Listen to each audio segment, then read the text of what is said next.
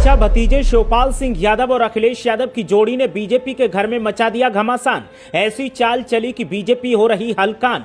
ब्राह्मण विधायकों को जो ऑफर दिया था उसने मचाया तहलका, तो नए प्रदेश अध्यक्ष ने जारी किया सख्त फरमान।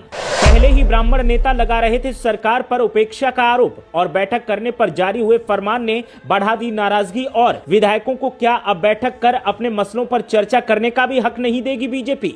बीजेपी के नए प्रदेश अध्यक्ष के फरमान ने खाई गहरी करने का कर दिया काम। सपा सक्रिय है और बीजेपी वाले सावधान हैं। सियासी जानकार भी कान लगाकर सरकार के घर में मचे घमासान को सुन रहे हैं और सुर्खियां बन रही हैं।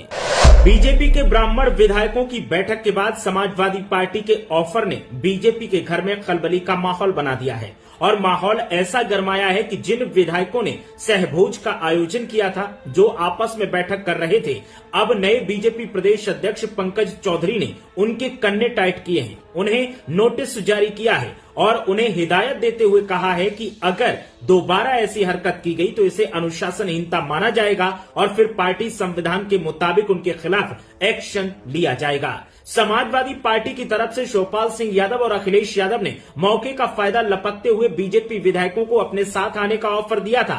बीजेपी को लगा कि नाराज विधायक कहीं पाला न बदल लें, तो उनके कन्ने टाइट करने का काम शुरू कर दिया। लेकिन बीजेपी का ये दांव अब बीजेपी पर ही उल्टा पड़ता दिखाई दे रहा है, और विरोधी दलों की तरफ से अब हिदायत को एक आरोप की तरह देखा जा रहा है और इस मामले को एक नए तरीके से हवा दी जा रही है। ब्राह्मण विधायक पहले ही प्रतिनिधित्व और उचित सम्मान न मिलने को लेकर नाराज हैं। ऊपर से अब उनकी बैठक को जिस तरह से अनुशासनहीनता की संज्ञा दी जा रही है और इशारों इशारों में एक्शन का इशारा किया जा रहा है, जिससे ब्राह्मण विधायकों में नाराजगी और पनपती दिखाई दे रही है। समाजवादी पार्टी की तरफ से शिवपाल सिंह यादव हों, अखिलेश यादव हों, सभी का यही कहना है कि विधायकों की अपनी परेशानी सुनने की बजाय, उनकी समस्या क्या है वो जानने की बजाय, वो अपनी बात क्या कहना चाहते हैं, उनके मन में क्या है वो पूछने की बजाय उनके खिलाफ नोटिस जारी किए जा रहे हैं, उन्हें हिदायत दी जा रही है, जिससे पता चलता है कि मौजूदा बीजेपी सरकार में ब्राह्मणों का कितना सम्मान है,